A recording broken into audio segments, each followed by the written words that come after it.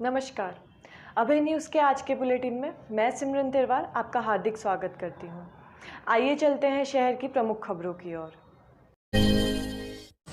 Indore road स्थित hotel Madhuban के कमरे से मंगलवार सुबह पुलिस ने आबकारी विभाग के उपनिरीक्षक पंकज जैन को 17 साल की एक नाबालिग युवती के साथ रंगरैलियां मनाते हुए गिरफ्तार किया है।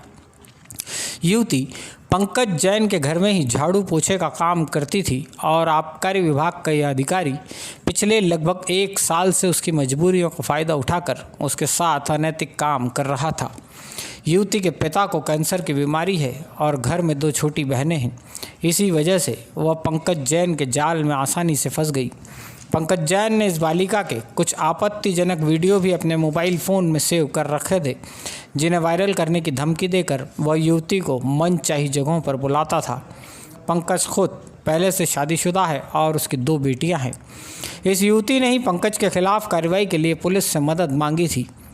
मंगलवार सुबह आबकारी उपनिरीक्षक अपने विभाग की गाड़ी लेकर मधुबन होटल पहुंचा। यहां उसने फ़ोन कर इस युवती को एक कमरे में बुलवाया था। युवती पुलिस अधिकारियों के संपर्क में थी, लिहाजा पुलिस ने मधुबन होटल के कमरे पर छापा मारकर पंकज जैन को रंगे हाथों गिरफ्तार कर लिया। नीलगंगा थाने में सरकारी मुलाजिम को सरकारी मेहमान बनाने के बाद उसके खिलाफ दुष्कर्म और नाबालिग बालक बालिकाओं के संरक्षण संबंधी एक्ट के अंतर्गत कार्रवाई की गई है। पंकज जैन को होटल में बिना एंट्री के रूम उपलब्ध कराने वाले होटल के मैनेजर और एक कर्मचारी को भी पुलिस ने गिरफ्तार किया है।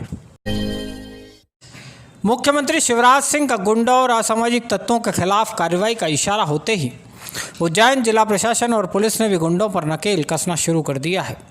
सीएम का आदेश हुए 24 घंटे भी नहीं बीते थे कि उज्जैन में गुंडों के खिलाफ अभियान शुरू कर दिया गया।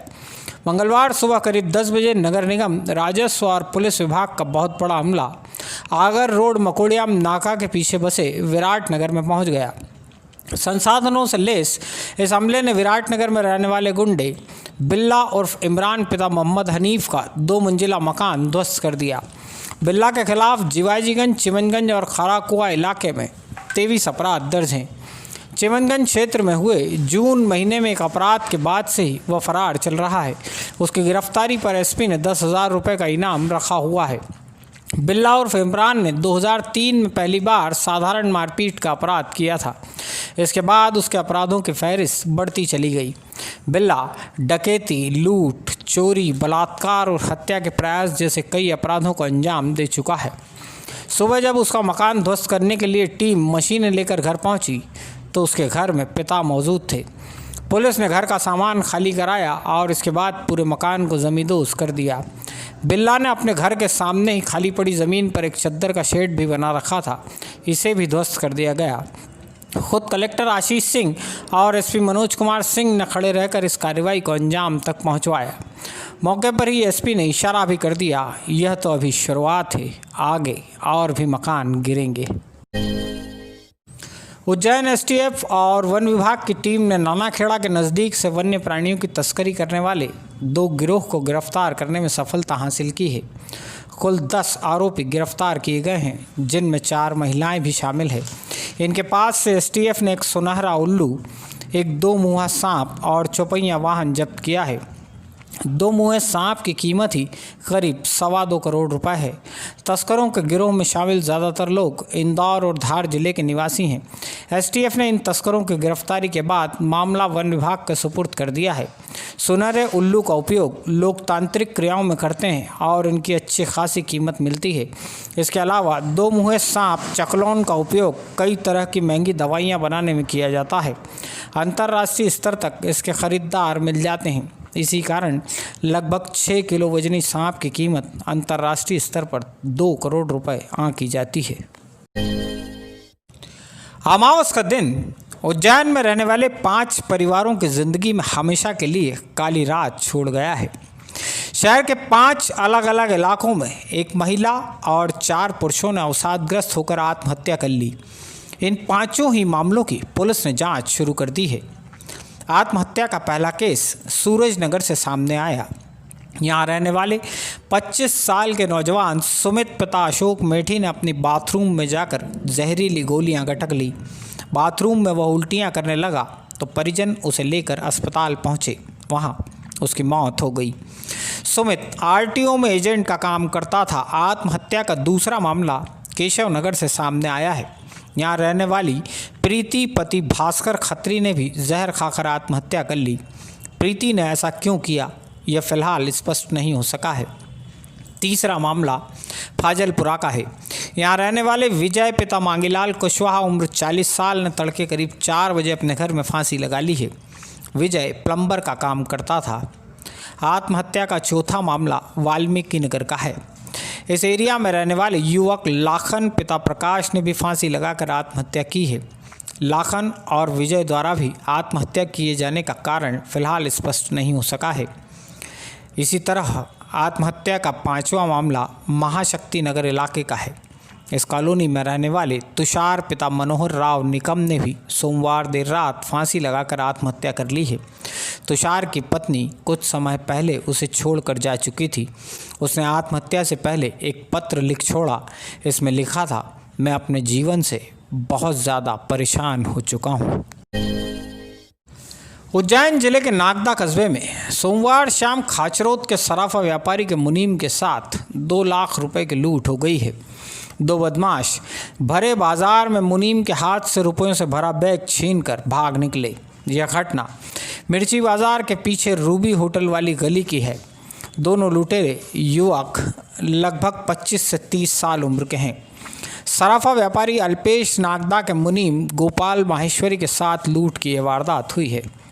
अल्पेश नागदा मूलतः खाचरोद के निवासी हैं और नागदा में उनकी मदनलाल घेवलाल ज्वेलर्स के नाम से फेमस दुकान है। सोमवार शाम को अल्पेश को खाचरोद वापस लौटना था और मुनीम गोपाल माहेश्वरी पास बने शेड से कार निकालने के लिए गया हुआ था। शेड के ठीक सामने ही 2 युवकों ने मुनीम गोपाल माहेश्वरी के हाथ से रुपयों से भरा बैग झपटा और गलियों के रास्ते चेतनपुरा की तरफ भाग निकले। इस मामले की जांच और आरोपियों की धरपकड़ के लिए पुलिस की एक पृथक से टीम बनाई गई है। बापूनगर इलाके में रहने वाले पवन लोधी और उसके भतीजे विशाल की 2 मोटरसाइकिलों में बीती रात अज्ञात बदमाशों ने आग लगा दी। दोनों बाइक इनके घरों के बाहर ही खड़ी थी। उज्जैन के पूर्व आईजी वी मधु कुमार के कथित वायरल वीडियो की जांच अब उज्जैन लोकायुक्त एसपी शैलेंद्र सिंह चौहान को सौंपी गई है। लोकायुक्त ने खुद ही इस मामले को संज्ञान में लेकर जांच रिपोर्ट तलब की है। आबकारी विभाग के उपनिरीक्षक पंकज जैन के लैंगिक अपराध के मामले में गिरफ्तार होने के बाद संभागायुक्त आनंद शर्मा ने उसे निलंबित कर दिया है। त्रिवेणी मुक्तिधाम पर सीएनजी शवदागृह पर मंगलवार को एक पुतले का दाह संस्कार कर टेस्टिंग की गई। गैस से शवों के दाह संस्कार की व्यवस्था को बहुत जल्द लोकार्पित कर दिया जाएगा।